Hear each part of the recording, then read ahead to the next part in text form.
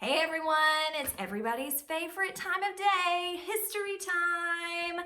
Get out your notebooks or your loose leaf and your note-taking supplies because you're gonna have a lot of information you're gonna wanna write down today. There's gonna be a quiz that you can use your notes on, so make sure you take good ones. Yesterday, Tate told us that Adolf Hitler became Führer of Germany in 1934. Führer means leader in German. His title was Führer, but we would describe him as a dictator because of the control and power that he held over the German people. He came to power in 1934, and he immediately took action to protect that power. The Nazi stormtroopers, or brown shirts as they were known, helped Hitler come to power, but Hitler believed that their leader was planning a coup, planning to overthrow him. So on June 30th, 1934, Hitler ordered the SS and Gestapo to murder the leaders of the brown shirts and to arrest everyone else. Over 150 of the brown shirts' leadership were murdered and hundreds more were arrested. This became known as the Night of Long Knives. In March 1935, Hitler went into action to rearm the German military. So if you're wondering about the Treaty of Versailles and the fact that Germany wasn't really allowed to have a military, you would be right. The Treaty of Versailles said that they could only have 100,000 men in the German military at any time. But Hitler's plan would grow the army to more than 480,000 troops. So that was a huge increase. And these actions violated the Treaty of Versailles. So are you thinking that the rest of Europe was probably pretty nervous about this? Well, Hitler gave a speech in the Reichstag, that's the German Congress, and he said that this increase in troops was just to defend Germany. He wanted to keep the peace between Europe. Luckily, though, all of the leaders in Europe saw what was coming and they forced Hitler to stop what he was doing. Well, sadly, that's not actually how it happened. Wouldn't it have been nice if they did see it coming? They actually believed him. They believed that he wanted peace. I know, crazy, especially because if you had read his book Mein Kampf, you would know that's not what he wanted. In Mein Kampf, he said he wanted to destroy France and take over most of Europe. But somehow they didn't think that's what he was trying to do. So Hitler was allowed to continue doing pretty much whatever he wanted. Tristan is going to tell us about the next thing that Hitler did. Hey everyone, I hope y'all are doing good over this corona break and just having fun and staying safe. But today I'm here to talk to you guys about the Nuremberg race laws of 1936. So for those of you who don't know what that is, those were laws passed by Hitler that just ostracized, discriminated, and kind of tried to expel Jews from all of German society. And they really took away all of Jewish freedoms that the Jewish people had. And they should have had them because they were normal people just as everyone else. They just didn't fit Hitler's ideal person, I guess. The two main laws in this that were passed of these race laws were the Jewish Protection of Blood and Honor, and that kind of stated who Jews could marry and who they couldn't. And then the Reich citizenship law, and that kind of took away Jewish people's citizenship. So it kind of took them from being seen as people to more of objects and subjects because no one really saw them as people anymore after they didn't have any citizenship. Some other not as big laws were if you were a German female, you could not work in a Jewish household until you were the age of 45 or older. So if that was your dream occupation or job, you couldn't do so until you were 45.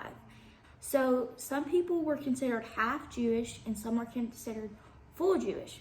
If you were considered full Jewish, you did not have citizenship whatsoever. Those were the main things of the Nuremberg race laws in 1936. The Nuremberg race laws were just the beginning of the terrible treatment that the Jews suffered at the hands of Hitler and the Nazis. They weren't allowed to have bicycles, typewriters, record players, and most Jewish students were expelled from German schools and sent to Jewish-only schools. but we'll come back to that later. We're gonna move on to 1936. In his book Mein Kampf, Hitler said that Germany needed more Lebensraum. That's German for living space. Where do you think that Hitler planned to find Germany more living space? Yeah, the surrounding countries. France, mainly. But remember that most of these leaders still believed Hitler and that he wanted peace. So they were pretty shocked when Hitler violated the Treaty of Versailles again and moved troops into the demilitarized Rhineland.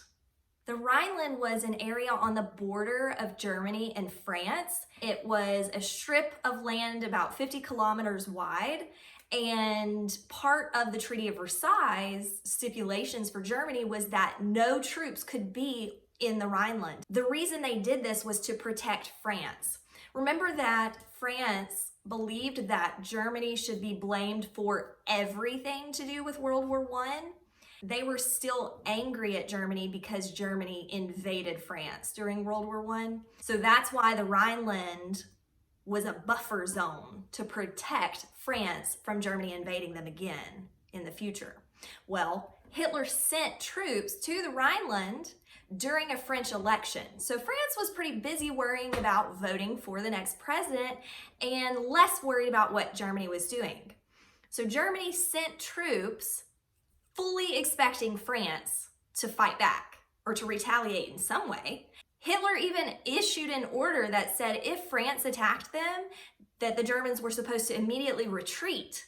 But that didn't happen, to everybody's shock in the German military. So they just stayed. And as you can imagine, this helped to build Germany's confidence in believing that they could do whatever they wanted and no one was going to say anything, because nobody did. And even when they did start saying something, it was really just to request that Hitler stop doing what he was doing. There was no force behind it at all, so Hitler didn't take it seriously. So that happened in March of 1936, and remember, nobody really said anything about Germany remilitarizing the Rhineland. In fact, in August of 1936, they had a massive world event in Germany's capital, Berlin, and Emma is going to tell you about that event. All right, class. Today we'll be talking about the Olympics and Berlin, and you'll be taking notes in your notebook. So, class, we're going to get started with the basics first, so let's go. 129 events. There were 49 nations. Are you taking notes? Yes. Okay, that's good to know. The season was summer. The athletes that they had were 3,963, 3,632 men, 331 women. The location was Berlin, Germany, and it was hosted by Adolf Hitler. Any questions? Wake up! The Olympic Games in Berlin might seem like a totally normal Olympic Games, but it wasn't. The Games were some of the most dramatic games in history. It was a way to terrorize the Jews. Not only terrorize them, but they weren't able to compete in the Olympic Games. By hosting the Olympic Games, Adolf Hitler, it was a way for him to show off the new, improved to them Nazi Germany. It was actually the first time that the Olympics were broadcasted live on TV. And you think ESPN's bad, but this is like a 4-inch square in black and white. It's pretty bad. Hitler added golf the last week of the Olympics, after it was over, to incorporate the rich people who weren't as athletic, I guess. He even rewarded the winners with a Adolf Hitler trophy and a pine tree. During these games, there was someone that impressed everyone. His name was Jesse Owens. He was a African-American young man, and he won 4 gold medals in track and field. And knowing Adolf Hitler's personality, he was not happy.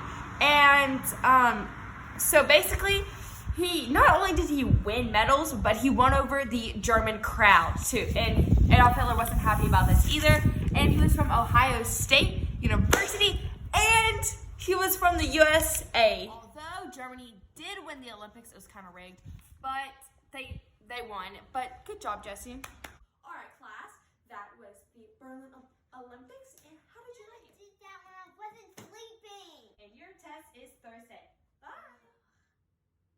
Awesome job, Emma. Thank you for telling us all about the Berlin Olympics. Now you all know about 1936 and the events leading up to World War II. Send me a picture of the awesome notes that you took, and that's all you'll have to do for history today. If you sent me a history video to share with the class and I haven't shared it yet, don't worry. I'm gonna do that after spring break. So don't worry, when we come back, we're still gonna be talking about World War II. If you'd like to do a history video, or you would like to do another history video, let me know and I'll give you some more topics. I love the ones y'all have done so far, and I would love for you to do more if you want to. So just hit me up. Have an awesome spring break.